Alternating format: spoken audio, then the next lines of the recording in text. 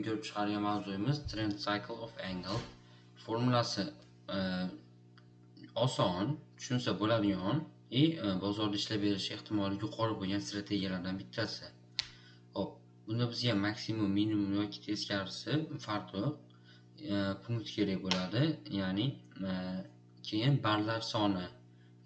Biza buni punktini barlar soniga bo'lganimizda bizga nisbat, ya'ni log price to bar ratio ga qo'yishimiz uchun sonlar chiqarib beradi. Hop, buni hozir bozorda jonli analiz qilib ko'rsatib beraman. Hop, misol lowdan highga tortamiz. Bizda 249 punkt kalkulyator ochib olamiz. 249 highdan lowdan highgacha nechta barlar borligini sanashimiz kerak, ya'ni 9 ta bar.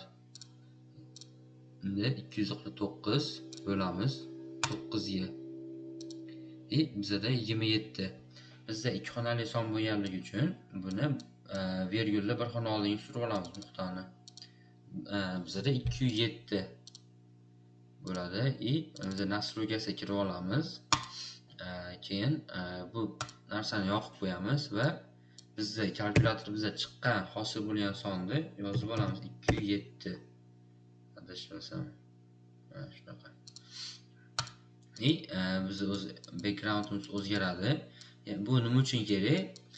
Ya'ni bizda hozir ishlatadigan nimamiz trend angle ni ishlatganimizda bizda graduslar surilib ketmaydi. Ishlatishimiz qulay bo'ladi. Xo'p. Endi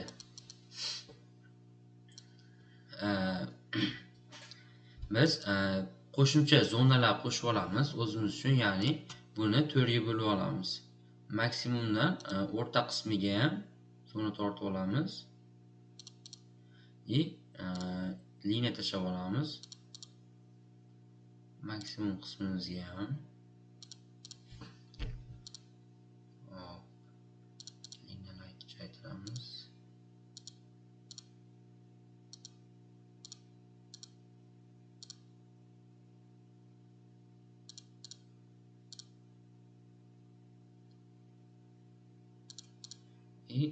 Lowdan ham qo'yib olishimiz kerak. Bu endi olib turamiz. Lowdan qo'yganimiz ham bizda plus bitta zona. Hop, buni o'chiramiz.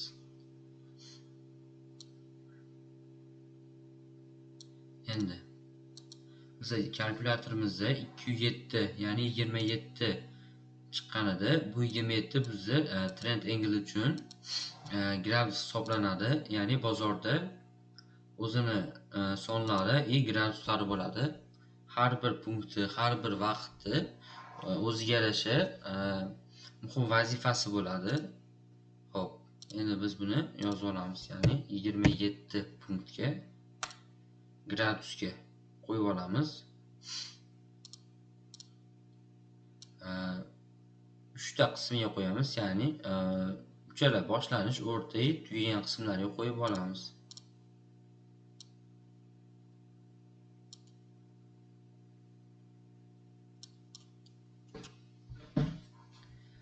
Hop.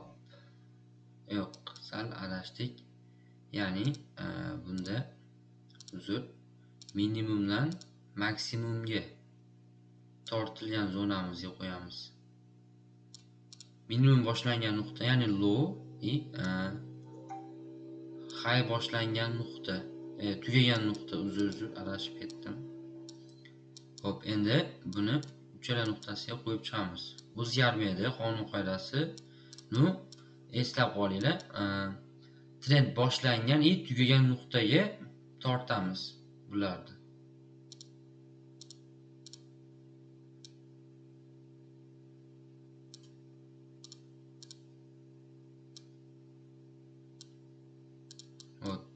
Bizda zonaga o'xshab 3 ta liniya ketma-ket yotqiziladi.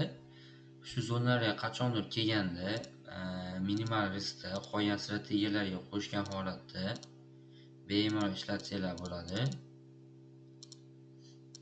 ishlash ehtimoli yuqori bo'lgan strategiyalar bular. Ya'ni bular o'zi bilan savdoga kirish sal agressiv hisoblanadi. Iloji boricha buni qolgan strategiyalarga mix qilib ishlatishni maslahat beraman.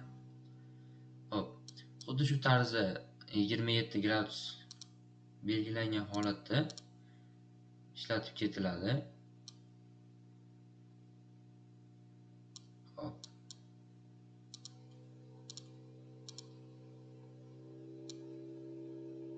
O'rta qismiga qo'yamiz. Boshlangan nuqtasiga. Xo'p.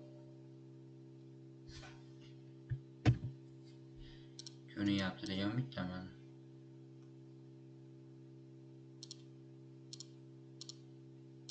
Bunda ham maksimumda boshlangan nuqtaga qo'yib olamiz.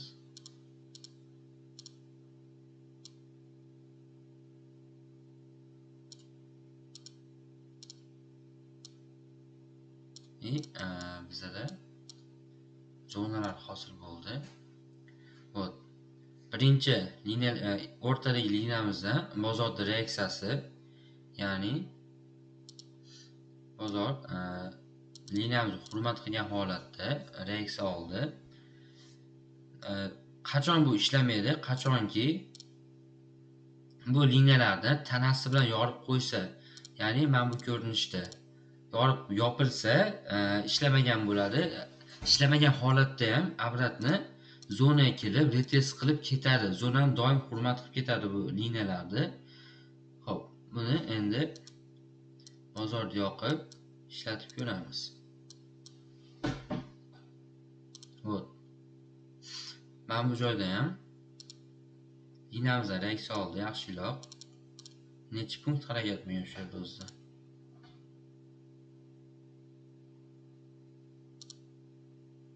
Salkam 61 punkt. Ya'ni 0.01 dan hisoblaganda ham $61. Bu menimcha yaxshi. Men bunaqa vaziyatlarda, yangilik paytlarida ishlash maslahat bermayman. Ya'ni impuls bilan uchib yoki oqib ketib qolgan paytlarda bozor o'ta ham agressiv hisoblanadi. Ko'pincha strategiyalar ishlamay qolishi mumkin. Shuning uchun bunaqa paytda savdoga kirmasdan turishinglarga maslahat beraman.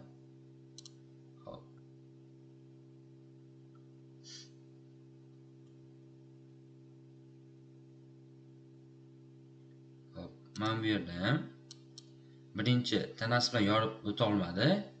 Reaksiya olib turib, baribir tanasi bilan yorib o'tdi liniyalarni.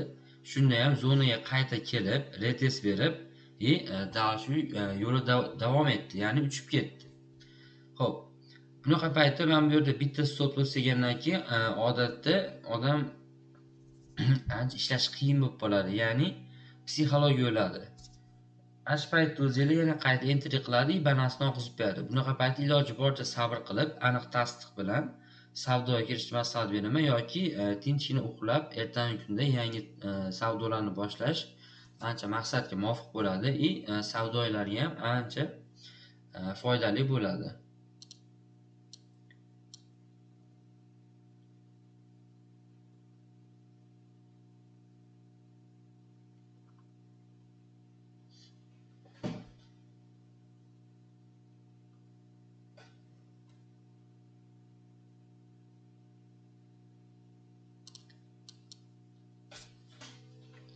Hop, zonani topganimizga уже ancha bo'ldi. Zonalardan chiqib ketdi, lekin shunda ham zonaga qayta keldi. Bu yerda retest qildi. Eng kamida bu yerda ham 420 punkt, ya'ni 420 pips harakat bo'ldi. Hop, уже nimalardan chiqib ketdi. Men bu yerda tanasi bilan yorib o'tdi.